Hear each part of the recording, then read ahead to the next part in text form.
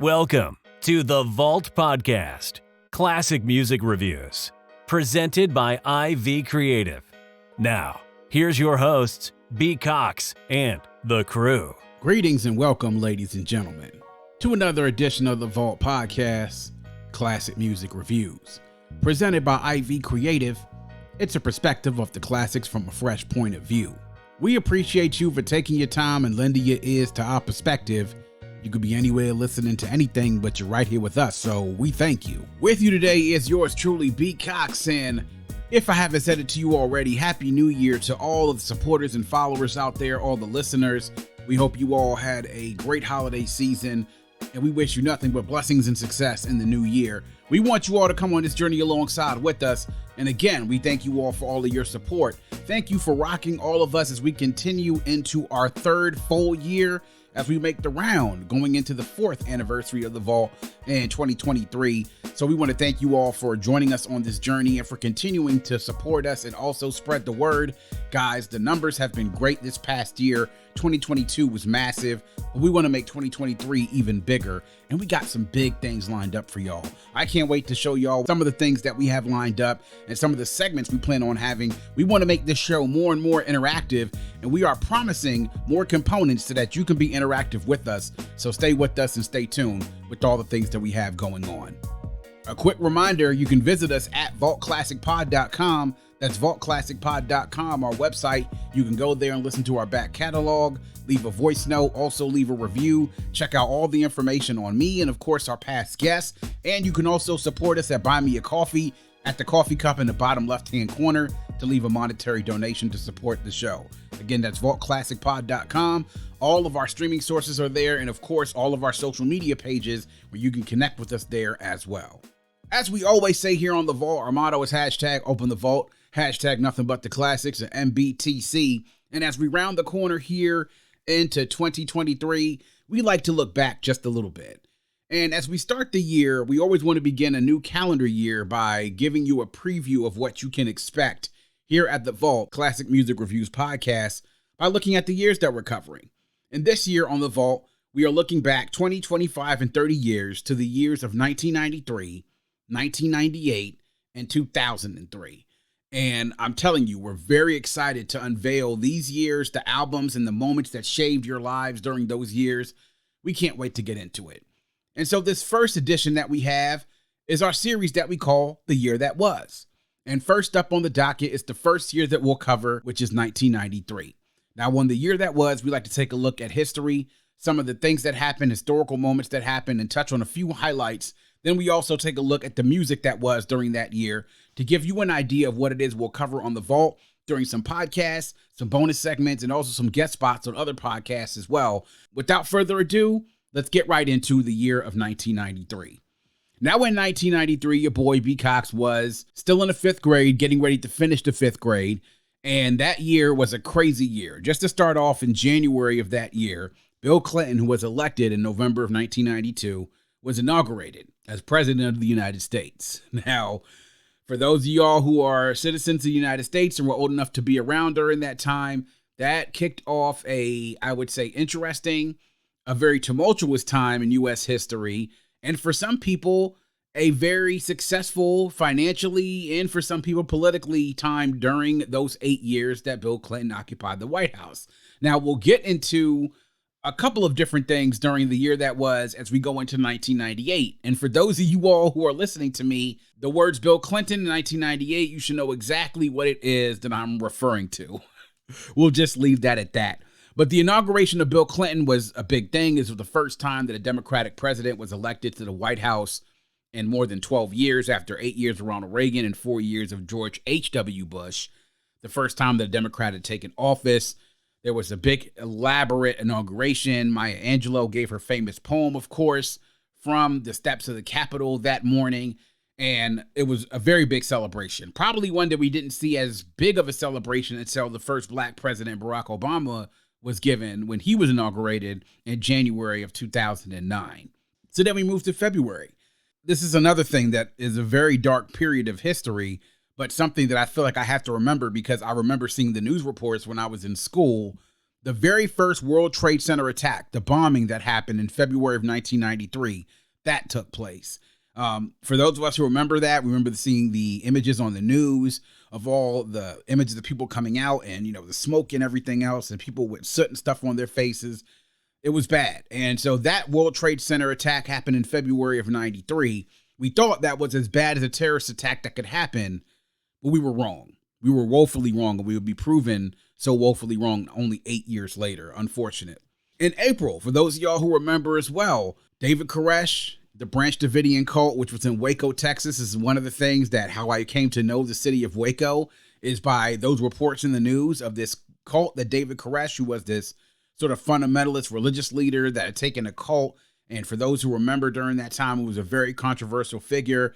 Eventually what happened is the ATF ended up breaching that compound, which was in Waco. It killed 76 people, including David Koresh himself. And there was a lot of fallout that came as a result of that, because there were the images we saw on the news there as well of the compound on fire. And that was a big story for years, because that standoff lasted a number, I wouldn't say at least like weeks it lasted between the feds and David Koresh and that cult, the people who were inside that compound. The 90s were a wild time. The 80s and 90s were a wild time for people that were dealing with cults. And, you deal with that. And a few years later, you had like the whole Heaven's Gate cult, a wild time in the country. And that was one of the first ones that I was actually cognizant of while in school. A couple of sports teams definitely made history that year. So we had two sports teams that completed repeat like title performances. The first one, of course, the Chicago Bulls, who wrapped up their first three-peat by defeating the Phoenix Suns in the finals, in a great finals series, by the way, 4-2 in the 1993 NBA Finals. All of us who remember, whether you were there or you watched The Last Dance or archival footage, know that John Paxson had that three-pointer that gave the Bulls the lead, and they closed out that game. Michael Jordan, MVP of that series, and a lot of us didn't know at that time. Not too long after that summer, later on that summer, before the season, 1993-94 season began, Michael Jordan actually retired from basketball the first time. So that was definitely a very big shock that Michael Jordan was retiring from basketball after being in the league. I want to say at that point had been in about maybe 8 or 9 years. And the fact that he's retiring so abruptly, seemingly at the height of his game, was a big shock to so many of us, not just in the sports world. It was a national and international news story that he was retiring. Another repeat performance, the Toronto Blue Jays defeating the Phillies 4-2 in the World Series. The big highlight of this, Mitch Williams giving up Joe Carter's walk-off home run to win the World Series for the Blue Jays, who were repeating as World Series champions. And we all remember that highlight of Joe Carter running around the bases, jumping up and down, his fist in the air. It was classic, like absolutely classic. You don't forget those scenes. Those two championship moments, the Bulls in 93 and the Blue Jays in 1993, absolutely classic and things that I'll never forget. But this is a music show, so we're going to get into the hip-hop highlights and of some of the things that you can expect of what we'll cover in 1993 in hip-hop music. And man, was it an absolutely huge year. So just to give you an idea of the albums that came out during this time, and I would say I was a fan of hip-hop music, but after this year is when I actively got involved in going out to go get my own music, because I was so blown away by the music for this year. Now, we talked about the West Coast starting to assert its control at the end of 1992, heading into 1993 with the release of The Chronic. Well, on The Chronic, you got your first taste of what would become the phenomenon that was Snoop Doggy Dogg. He was one of the most anticipated acts to be released out of Death Row and probably out of hip-hop since its beginning, because he was such a hot prospect. He really captured all of our attention on The Chronic, and people could not wait to have Snoop with the album of his own. Well, in 1993, he released his debut album, the classic Doggy Style. And when I'm telling you that Snoop became a force in hip-hop with the release of this album became not just a huge hit in hip-hop music, it became a huge hit in the music industry overall. The release week numbers for this album, which I'll get to you in just a second, were absolutely insane. And it set the stage for Snoop to become a huge music star on a scale of a career that's lasted now well over 30 years. Now, we talk about the first week numbers of Doggy Style. Let me just give you an idea of what those numbers were. Now, people have big weeks in hip hop, But the first week numbers of Doggy Style were completely out of this world. First week numbers, 802,858 records moved on the first week. The next biggest opening in 1993, Black Sunday at Cypress Hill. That moved 261,000 units in a week. Insane. So he sold almost 600,000 more copies than the next biggest opening week selling album of that year. It's just mind-boggling. But if you were around during that time and if you were aware of what was going on, you understand why it was so big. Snoop was one of the more anticipated acts and debut acts to come out of hip-hop in a long time. And the hype was definitely worth the wait. But he wasn't the only big act to drop in 1993. Another group, another cultural phenomenon which dropped in 1993, coming out of Staten Island, a group that helped to sort of reassert New York and the East Coast footing in the rap game, was the Wu-Tang Clan and their debut album, Enter the Wu-Tang 36 Chambers. Again, cultural phenomenons that come along that you can recognize and you see almost 30 years after they've dropped, how big of impact they've had on the hip-hop world, on pop culture, the fact that there's this Hulu series out there now documenting their rise in hip-hop, not just Wu together as a group and a collective, but all of their affiliates, also all of the individual members making an impact on hip-hop individually. Method Man, Raekwon, Ghostface Killah, Inspector Deck, GZA, RZA, the old dirty bastard. Just to name a few. The group really set things in motion. And when I went to the Rock the Bells concert to see them all together in 2010, when Peter Rosenberg was hosting that, he did say that when this album came out, it changed fucking hip-hop. And it really did. It really changed hip-hop. But that was a huge cultural phenomenon. But we get a little bit deeper into 1993. You want to talk about an album that moved the meter for me? It was none other than Tribe Called Quest, Midnight Marauders. I mean, when this album dropped, I was already a big Tribe fan based off the Lower End Theory.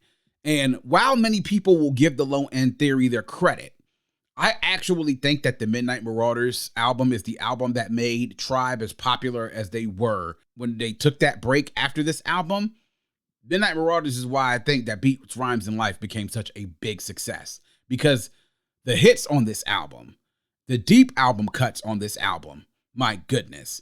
And the fact that Midnight Marauders and Enter the Wu-Tang 36 Chambers dropped on the very same day.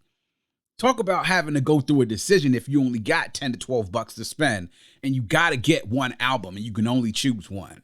I wouldn't envy anybody being put in that position. But let's get a little bit deeper. You have other albums. Black Moon, Enter the Stage, from the Duck Down Clique, talking about Buckshot, Evil D. These dudes definitely did their thing. I mean, another East Coast album helping to reassert themselves back into the stage where the West Coast has sort of asserted their dominance. Another group dropping during that time. Onyx with Back the Fuck Up. Slam, Throw Your Guns. This group were dudes with bald heads. They were loud. They were boisterous. They were energy filled. It was something that when I was a fifth grader, Slam was a huge hit amongst all the guys in school, even as fifth graders. It was crazy, right? We talked about Cypress Hill Black Sunday. The Cypress Hill debut album was big in 1991, but this Black Sunday album, I think, helped to break them further into the public consciousness to where the point they became, I want to say, one of the best and also, at the same time, one of the most underrated groups in history. I think that when we talk about best groups in hip-hop history, Cypress Hill is a group that does not receive enough credit, and they're standing upon the best groups in hip-hop history as a result of what they did. But other albums we look at that which came out. KRS-One, Return of the Boom Bop. Very big album. A lot of people will say was KRS's first album that he released as not a member of Boogie Down Productions. You know, KRS came out with these albums under the title of Boogie Down Productions. This was KRS-One. This was his album. Return to the Boom Bop. Sound of the Police, classic. Then you have Salt and Pepper, Very Necessary. Very commercial album, but without a doubt, a very big album. 5 million copies sold of this album over time. And the hits on here, Shoot, What a Man. I mean, those are some of their biggest hits. And this is Salt and Pepper we're talking about. Another album as well out there, Ice Cube, Lethal Injection. Now, this is a point in time when Cube has released albums back to back to back years. He has America's Most Wanted, has the EP Kill It Well, then comes out with Death Certificate, then drops The Predator the year before. And this is like the last album in that series that Ice Cube records before he goes on his break. Now, he would record things for soundtracks like with Friday, for Natural Born Killers, he did with Dre. But during that juncture, after Lethal Injection, is when Cube started to dabble in movies. He was in The Glass Shield. Of course, he co-wrote and helped to produce Friday and starred in Friday.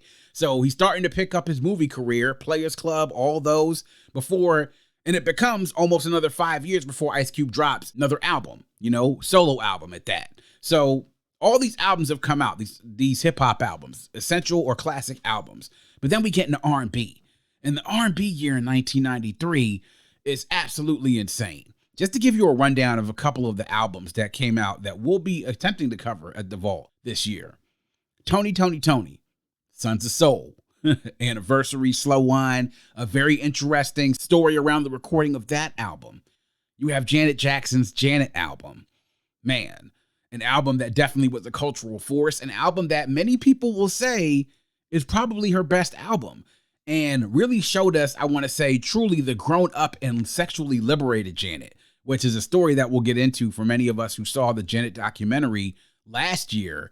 Will tell you that was probably a reason why the album was so successful. You have the debut album of none other than Toni Braxton, self-titled, which was a force. And she burst onto the scene really out of nowhere, I want to say. And she captured everybody's hearts with her voice.